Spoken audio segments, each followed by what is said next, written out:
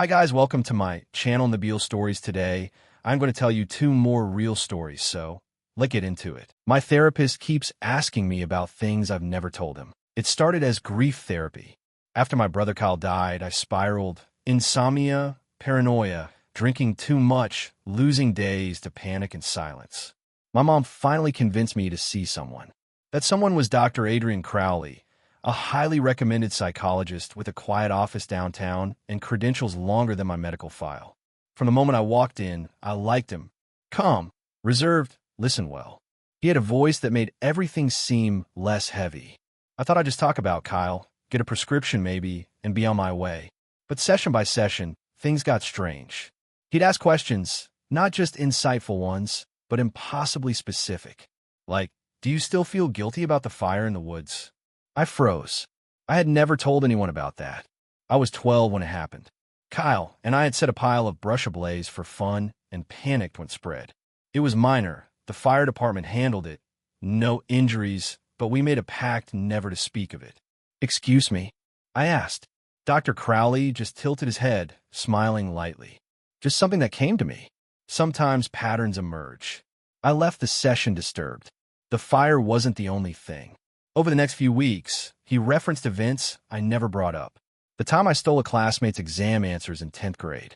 A nightmare I had at age 6 about a woman with no face standing at the end of my bed. The fact that I sometimes talk in my sleep. I double-checked every intake form.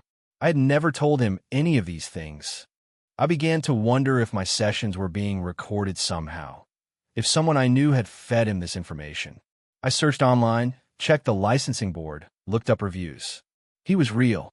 Solid reputation. Decades of work. Still, I couldn't shake the feeling that I was being watched outside the office. So I did something drastic. I bought a cheap voice recorder and left it running in my apartment for 3 nights straight while I slept. The third morning, I reviewed the file. And I heard my voice. I was talking in my sleep. But not just babbling. I was confessing. And we buried it under the tree, left the hammer in the creek. No one saw. Kyle said we'd never speak of it again. My blood ran cold. I hadn't remembered that in years. It wasn't a dream. It was real. When I was 14, I helped Kyle cover up something. We found a stray dog hit by a car. Kyle was sure we'd be blamed. He made me help bury it. But the hammer? I didn't remember a hammer. I confronted Dr. Crowley. Not directly. I wasn't ready for that. But I asked how he chose what to talk about. He said he followed psychic impressions, a gut feeling, an instinct. It's not about what's said, he told me, but what echoes inside the silence. He smiled, but his eyes didn't. Later, I tried to get a copy of my therapy file. HIPAA laws allow it, so I sent a formal request. A week passed, then another. No file. I called the office.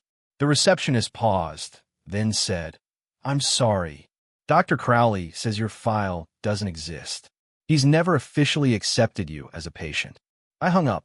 The next time I went in, I brought a hidden camera. The footage showed me talking. But Dr. Crowley never responded. Not once. He just sat there, still, smiling slightly, never blinking. For 50 minutes. I watched myself on screen speak, cry, laugh, and him, unmoving. But that wasn't the worst part. The audio captured something different.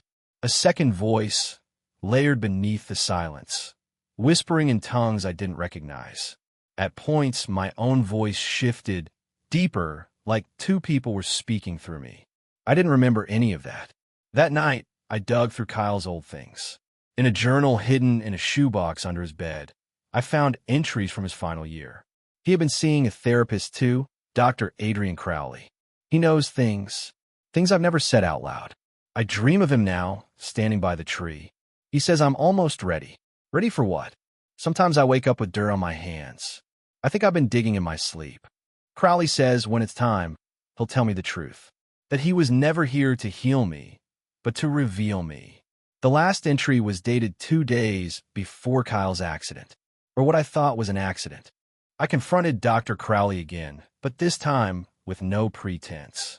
"You knew Kyle." He smiled wider. "I know all of you." "Who are you?" "You've been asleep for so long," he whispered. "But your soul keeps talking, and I've been listening." I left and never went back. The dreams returned that night. I stood in the woods. The tree was real. The hammer was there. I could see blood in the dirt. And behind me, Dr. Crowley. Not as he was in the office. Taller, limbs too long, eyes like smoldering coals. "You're ready," he said. Since then, I've remembered more. Kyle didn't die in an accident. We were both out there that night. The dog was just the beginning. Kyle had found something in those woods. A book, an altar. We did something. A ritual, maybe. And I think Dr. Crowley, or whatever he is, was invited in. He's not a man, not a doctor. He's something ancient, something that feeds on truth we hide, even from ourselves. And now he wants me to finish what we started. I don't sleep anymore. When I close my eyes, I see the tree. I hear the whispers. And I know, one day soon, I'll go back there, because part of me never left. And he's still listening. Last night, I woke up standing in the woods. Barefoot. No coat. No keys. No memory of getting there. I stood in front of the tree, massive, rotted, older than time. At its base was the hammer. Clean. Waiting. The book Kyle found sat open on a stump, pages fluttering despite the still air. Crowley was there, or the thing wearing his shape. "You're ready," it said again. Kyle was the offering. "You're the door." I wanted to run. I didn't. Something in me moved forward. I touched the bark. I don't remember much after that. Flashes. Screams that weren't mine. 1,000 voices chanting from beneath the roots. I woke up on my bed this morning. Dirt under my nails. Mud on my feet. The apartment was silent. Too silent. My clock had stopped at 3:33 a.m. And on my desk, a piece of paper I don't remember writing. He's inside now. Crowley wasn't trying to help me remember. He was preparing me to become something else.